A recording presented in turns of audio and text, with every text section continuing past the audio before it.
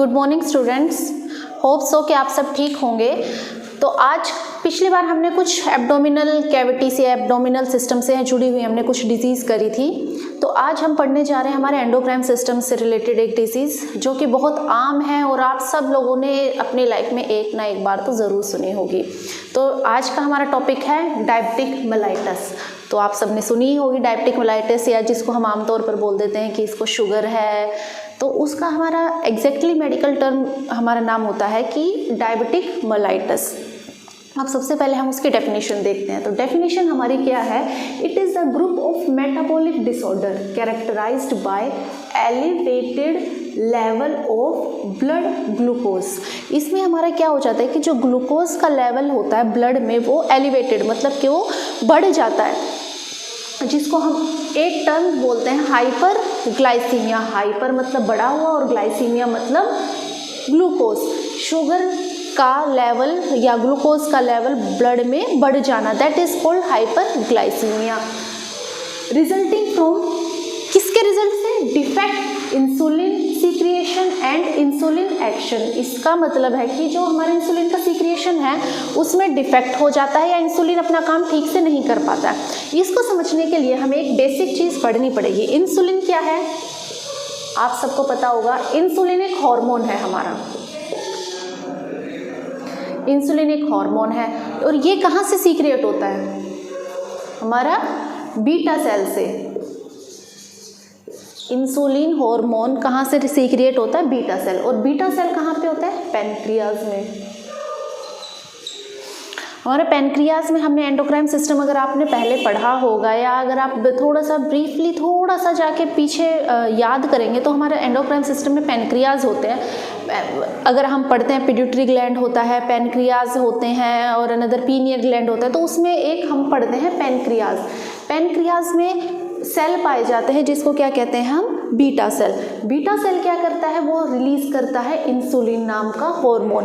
और ये हार्मोन जो इंसुलिन होता है वो क्या करता है? हमारी बॉडी में ब्लड शुगर लेवल को मेंटेन करता है कि उसका क्या कितना उसको स्टिमुलेट होना है, ग्लूकोज को सेल तक पहुंचाना।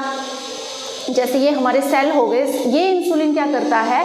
ग्लूकोज को हमारे सेल तक पहुंचाता है, जिससे कि हमें बहुत सारे न्यूट्रिएंट्स मिलते हैं। हमें जो शक्ति होती है, जो हमारी पावर होती है वो सेल तक पहुंचती है। हमारे काम करने की क्षमता बढ़ती है किसकी से? इस ग्लूकोज से। तो ये इंसुलिन क्या करता है? सेल तक हो जाता है और जो बाकी का एक्स्ट्रा ग्लूकोज होता है उसको तोड़ने का काम करता है, मेटाबॉलिज्म का काम करता है, हजम करने का काम जिसको कहते हैं मेटाबॉलिक एक्टिविटी। इसलिए इसको मेटाबॉलिक डिसऑर्डर भी हमने कहा है।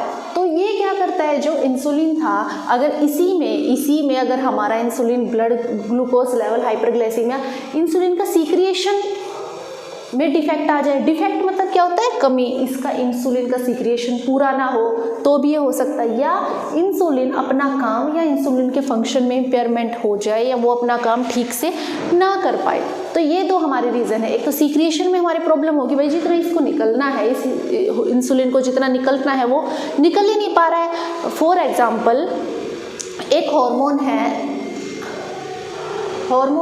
अगर ये अपनी मात्रा से कम निकलेगा तो भी कॉम्प्लिकेशन आएंगे। अगर ये बहुत एक्सेसिव मात्रा में निकलेगा तो भी प्रॉब्लम आएगी। ठीक है, तो इसमें यहाँ पे क्या होता है कि इंसुलिन सीक्रिएट ही नहीं हो रहा है, निकल ही नहीं रहा है, तो कहाँ से ग्लूकोज मिलेगी? हमारा मेटाबॉलिज्म ही नहीं प्रॉपर तरीके से हो पाएगा। सेल्स को जो ग्लूकोज का सेल्स में मेटाबॉलिज्म है वो ठीक से नहीं हो पाएगा, तो क्या होगा? हाइपरग्लाइसीमिया होगा। शुगर का लेवल धीरे धीरे हमारे ब्लड के अंदर बढ़ना शुरू हो जाएगा, जिसको हम क्या कहते हैं? हाइपरग्लाइसीमिया। तो होप सो कि आपको डेफिनेशन क्लियर हो गई होगी। तो हमारी इसमें डेफिनेशन क्या है? It is a group of metabolic disorder, ठीक है, characterized by elevated level of blood glucose. Glucose का लेवल बढ़ जाना किसमें? ब्लड के अंदर, जिसको हम क्या कहते हैं? हाइपरग्लाइसीमिया। रिजल्टिंग फ्रॉम किससे?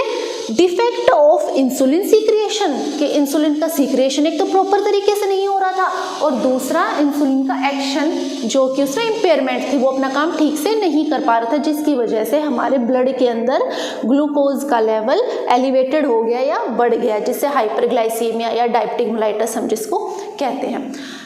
ठीक है, तो इसके बाद हमारा दूसरी चीज़ क्या होता है, इट में इससे क्या क्या हो सकता है, ये मे बी इससे हमारी आई पे और हमारी किडनी पे इफेक्ट पड़ता है और हमारे न्यूरोपैथी कॉम्प्लिकेशंस भी आ सकते हैं। न्यूरोपैथी कॉम्प्लिकेशंस में हमें क्या हो जाएगा कि नर्व का डैमेज हो जाएगा, नर्व जो है हमारी वो डैमेज होनी शुरू हो जाएंगी। एक तो कॉम्प्लिकेशन ये है किडनी में के फंक्शन में इम्पेयरमेंट आ जाएगा, आइज पे इफेक्ट पड़ेगा और हमारी न्यूरोपैथी कॉम्प्लिकेशंस स्टार्ट हो जाएंगे।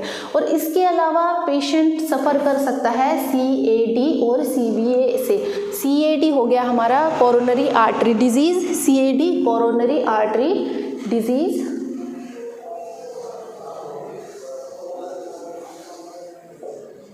और CVA हो गया हमारा सेरिब्रल वेस्कुलर एक्सीडेंट,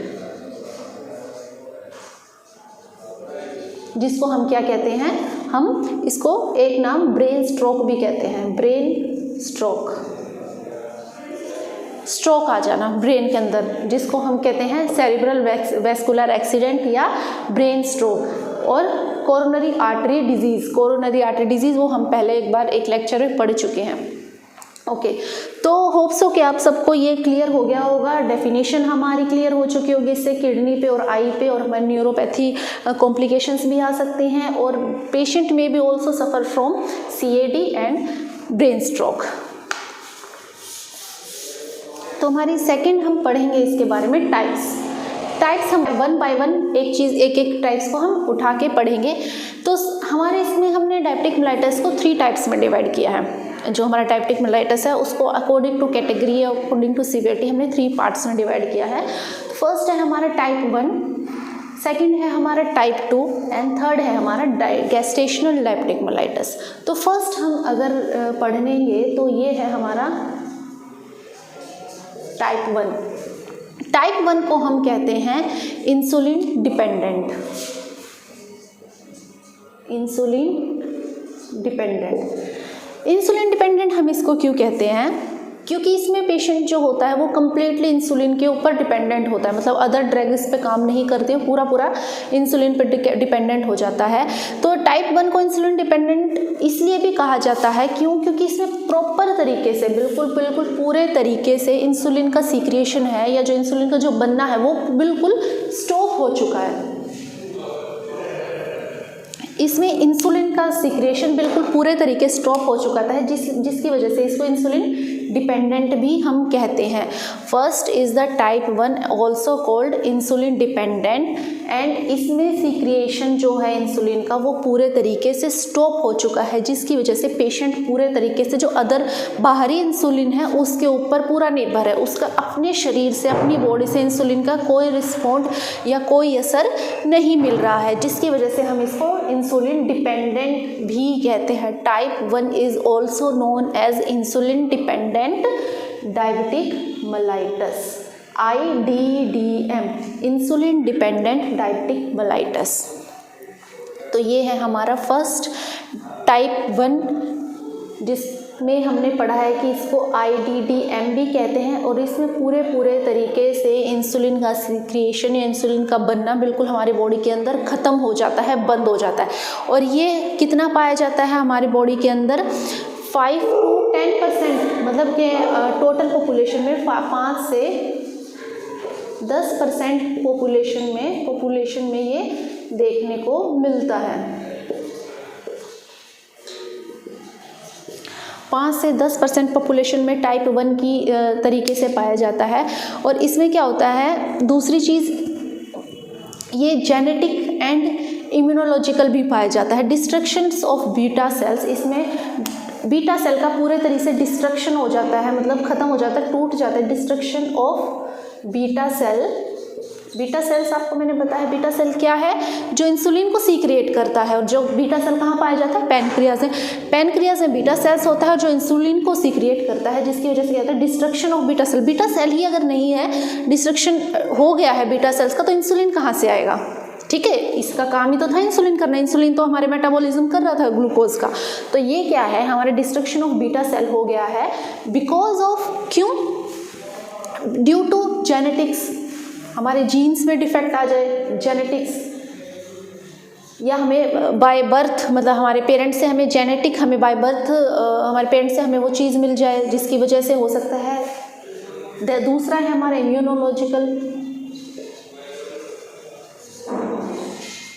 इम्यूनोलॉजिकल क्या है कि इसमें हमारा ऑटो इम्यून डिजीजेज आ जाती हैं कि हमारे अपना ही सेल अटैक करना शुरू कर देते हैं। तो ये हमारी ऑटो इम्यून डिजीज जिसमें आएगी हमारी, जो हमारे खुद के ही सेल अटैक करना शुरू कर देते हैं, ऑटो इम्यून सेल्स। एक ये कारण है। दूसरा हमारा एनवायरमेंटल फैक्टर। एनवायरमेंटल फैक्टर कैसे?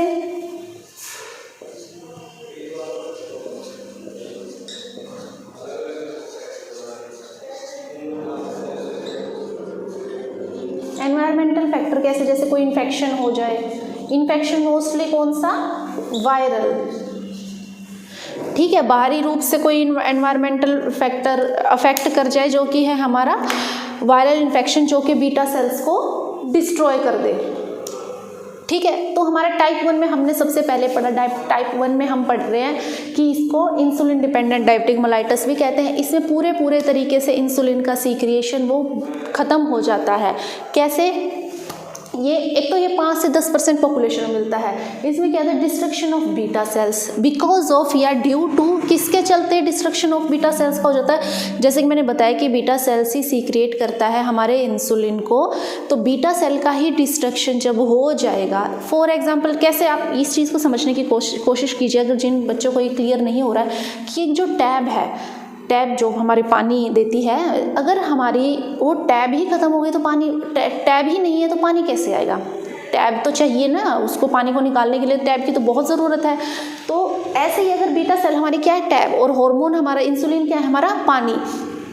तो बीटा सेल अगर नहीं रहा है तो हार्मोन कहाँ से आएगा? ऐसे टैब नहीं है तो पानी कहाँ से आएगा? तो बीटा सेल का डिस्ट्रक्शन हो गया। किस किस के चलते? एक तो जेनेटिक में भी, जेनेटिक हो सकता है हमारे पेरेंट्स से हमें मिला हो। दूसरा ये हमारा इम्यूनोलॉजिकल भी हो सकता है, हमारा ही बॉडी सिस्टम, हमारा इम्यून सिस्टम हम पे अटैक कर रहा हो, ठीक है। और तीसरा हमारा आ जाएगा एनवायरमेंटल फैक्टर। एनवायरमेंटल फैक्टर में क्या आ जाएगा हमारा कि कोई infection, most of the viral infection होता है जिसकी वजह से बीटा सेल्स का डिस्ट्रक्शन हो जाता है। होप सो कि आप सबको ये चीज़ क्लियर हो गई होगी। और एक टाइप 1 को हम एक चीज़ और कहते हैं, टाइप 1 को हम जुवेनाइल डायबिटिक मेलाइटस भी कहते हैं। जुवेनाइल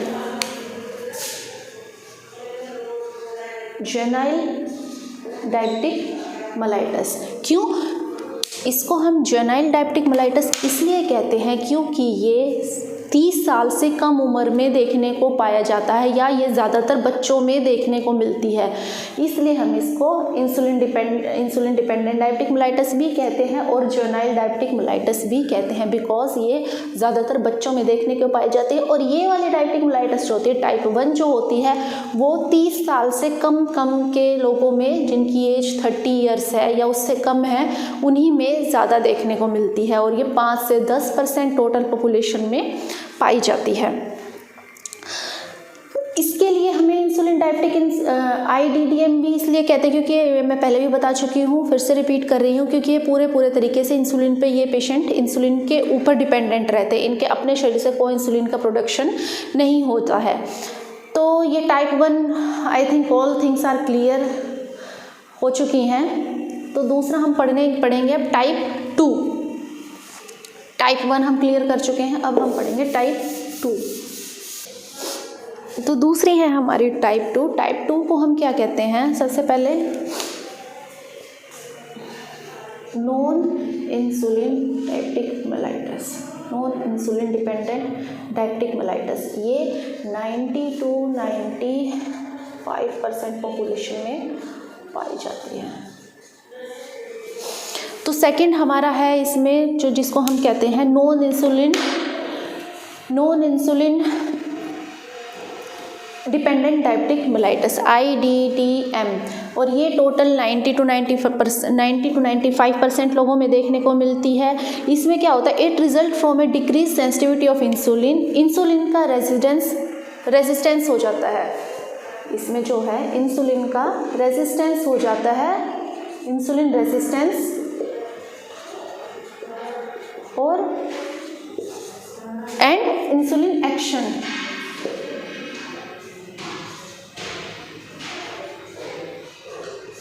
इंसुलिन एक्शन, मतलब कि इंसुलिन सीक्रेट तो हो रहा है हमारी बॉडी के अंदर, लेकिन वो प्रॉपर तरीके से नहीं हो पा रहा है, और जिसकी वजह से सेल्स जो है इंसुलिन का यूज़ नहीं कर पा रहे हैं, जिसकी वजह से जिसकी वजह से हमारे शरीर में या मतलब ब्लड में ग्लूकोज की मात्रा मतलब एलिवेटेड हो रही है, बढ़ रही है। उसमें क्या टाइप 1 में क्या था कि सीक्रेशन बिल्कुल ही ख़त्म हो गया था। इसमें क्या है, टाइप 2 में क्या है, सीक्रेशन तो है बट वो कम है, जितनी हमें रिक्वायरमेंट है या तो उतना नहीं है, या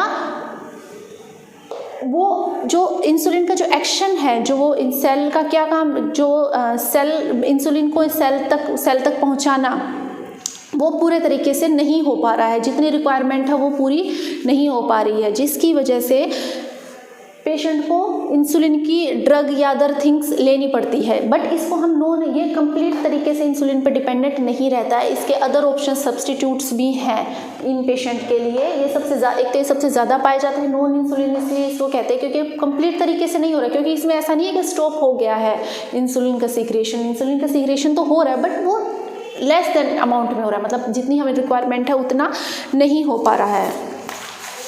फिर उसके बाद हम पढ़ेंगे usually occur then about the age of 30। इसमें क्या था, ये था below 30 year of age, but इसमें क्या है अबाउट 30। इसमें क्या है कि इंसुलिन का जो इंसुलिन उन लोगों में ज़्यादातर ये डायबिटिक मेलाइटस देखने को मिलेगी जिनकी एज अबाउट 30 हो चुकी है, और ये क्या है, इसको हम इजीली ट्रीट कर सकते हैं। ये most of the treated with diet, अगर हम पेशेंट को प्रॉपर डाइट दें, डाइट चार्ट बना के दें तो मे बी ये ट्रीट हो सकती हैं। सेकंड है हमारी, अगर पेशेंट ओबेज है, मोटा है, तो हम पेशेंट को एक एक्सरसाइज प्लान करके दें जिससे कि वो अपना वेट लॉस करे, मे बी एक नॉर्मल रेंज में उसके शुगर लेवल आ सकता है। And other thing is hypoglycaemia drug. Hypoglycaemia मतलब हाइपरग्लाइसीमिया तो हो गया शुगर को बढ़ाना, और हाइपोग्लाइसीमिक ड्रग मतलब शुगर के लेवल को कम करना। तो ये मैं पहले आपको बता दूँ, ये दो चीज़ें होती हैं। एक तो होता है हमारा हाइपरग्लाइसीमिया, जो कि ऑलरेडी मैं बता चुकी हूँ, और एक होता है हाइपोग्लाइसीमिया। हाइपरग्लाइसीमिया हो गया शुगर का लेवल बढ़ जाना, ब्लड के अंदर बढ़ जाना, और ये क्या है कम होना, डिक्रीज हो जाना। हाइपो मतलब कम और हाइपर मतलब ज़्यादा। तो हाइपोग्लाइसीमिक ड्रग जिनसे उसमें ब्लड में हमारा ग्लूकोज का लेवल कम होगा, वो ड्रग हम प्रोवाइड करेंगे। दूसरा, हम उसको एक्सरसाइज के लिए बोलेंगे। एक्सरसाइज में अगर पेशेंट मोटा है, ओबेज है अकॉर्डिंग टू देयर एज, और तो हम उसको एक्सरसाइज के लिए भी बोलेंगे। दूसरा, हम उसको डाइट चार्ट प्लान करके देंगे। डाइट चार्ट में जैसे हम उसको फैटी चीज़ें खाने को नहीं बोलेंगे, कार्बोहाइड्रेट और प्रोटीन जिस डाइट में होगा हम उसको वो डाइट खाने को बोलेंगे, फाइब्रस डाइट खाने को बोलेंगे। तो ये हमारी दूसरी डायबिटिक मेलाइटस में दो मेन चीज़ें, हमने इसको नॉन इंसुलिन क्यों कहते हैं, ये 90 to 95% पॉपुलेशन में देखी जाती है। अबाउ द एज ऑफ 30 होता है, वो टाइप 1 था। बिलो द एज ऑफ 30, ये अबाउ द एज ऑफ 30 होता है, और इसको हम ट्रीट कर सकते हैं डाइट से, एक्सरसाइज से और हाइपोग्लाइसेमिक ड्रग से। तो ये था मेरा थोड़ा सा description about the type 2 diabetic mellitus.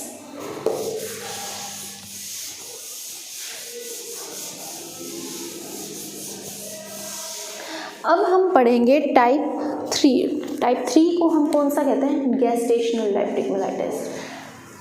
तो आपने सोच लो कि इसको टाइप 1 बोला है, इसको टाइप 2 बोला है, इसको गैस्टेशनल हाइपर डायबिटिक मेलाइटस क्यों बोला है। गैस्टेशनल डायबिटिक मेलाइटस इसलिए इसको बोला है क्योंकि ये सिर्फ जो प्रेग्नेंट वुमेन होती हैं, जिनका गैस्टेशन पीरियड चल रहा होता है, ये सिर्फ उन्हीं में पाई जाती है। कौन सी, gestational diabetic mellitus found in only pregnant women.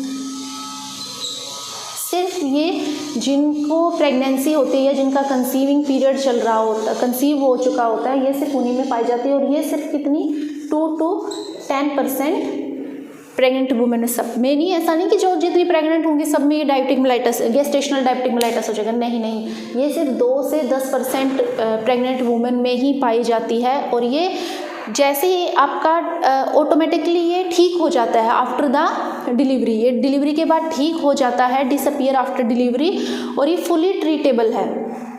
अगर हम कंटिन्यूस मेडिकल ऑब्जर्वेशन में रखेंगे पेशेंट को, तो सुपरविज़न में रखेंगे, तो ये फुली ठीक भी हो जाती है। ड्यूरिंग द प्रेगनेंसी ही इसको ठीक किया जा सकता है। अगर वो फिर भी ठीक नहीं होता है तो आफ्टर द डिलीवरी ये ऑटोमेटिकली डिसअपियर हो जाते हैं। इसलिए इसको गेस्टेशनल डायबिटिक मेलाइटस ही कहते हैं। क्यों? क्योंकि उसी टाइम पे होता है जब फीमेल प्रेग्नेंट होती है और ये डिलीवरी के बाद ऑटोमेटिकली ठीक हो जाता है, डिसअपियर हो जाता है, और ये 2 से 10% ही प्रेग्नेंट वुमेन में देखने को मिलता है। तो ये है हमने पढ़ा है डायबिटिक मेलाइटस की डेफिनेशन के बारे में, टाइप्स के बारे में। तो एक छोटा सा रिवीजन कर लेते हैं हम ये जो बहुत इम्पोर्टेंट है। डायबिटिक मेलाइटस सुना तो सबने होगा, लेकिन बहुत कम लोग ये जानते होंगे कि इसमें भी टाइप्स होते हैं। आप देखते हुए कुछ लोग तो इंजेक्शंस देते हैं, कुछ लोग ड्रग लेते हैं। तो ये मेरे ख्याल से आप लोगों को क्लियर हो गया होगा कि टाइप 1 कौन से होते हैं और टाइप 2 कौन से होते हैं। मतलब जो इंसुलिन लेते हैं वो क्यों लेते हैं, वो कौन सी कैटेगरी में आते हैं, और जो ड्रग जिनकी सिर्फ मेडिकेशंस चलती हैं वो कौन से होते हैं और वो कौन सी कैटेगरी में आते हैं। तो जैसे कि हम डेफिनेशन हम कर चुके हैं, इसमें क्या होता है कि एलिवेटेड हो जाता है ग्लूकोज का लेवल हमारे ब्लड के अंदर, जिसको हम हाइपरग्लाइसीमिया कहते हैं। क्यों? क्योंकि जो हमारा इंसुलिन है वो अपना एक्शन ठीक से नहीं कर पाता है, या वो उसका सीक्रिएशन बंद हो जाता है। इंसुलिन कहाँ से सीक्रिएट होता है? बीटा सेल से। बीटा सेल कहाँ पे होते हैं? पैनक्रियाज में।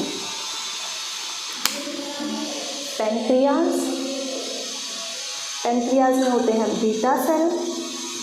बीटा सेल क्या सीक्रिएट करता है? इंसुलिन। और इंसुलिन क्या करता है? हमारा ग्लूकोज को मेंटेन करता है।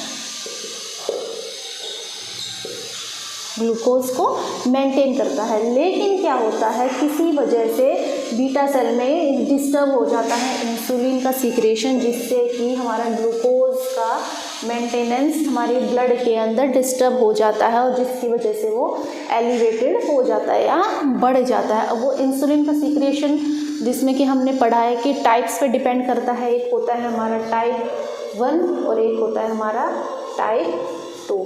टाइप 1 में हमारा क्या, तो कम्प्लीटली इंसुलिन पे डिपेंडेंट हो जाता है। इसमें क्या है कि इंसुलिन का पूरे तरीके से स्टॉप हो चुका है। इंसुलिन का जो बनना हमारी बॉडी के अंदर है पूरे तरीके से वो स्टॉप हो चुका है, जिससे कि हमें पूरे तरीके से इंसुलिन के ऊपर डिपेंडेंट है, जिसको इंसुलिन डिपेंडेंट हम कहते हैं।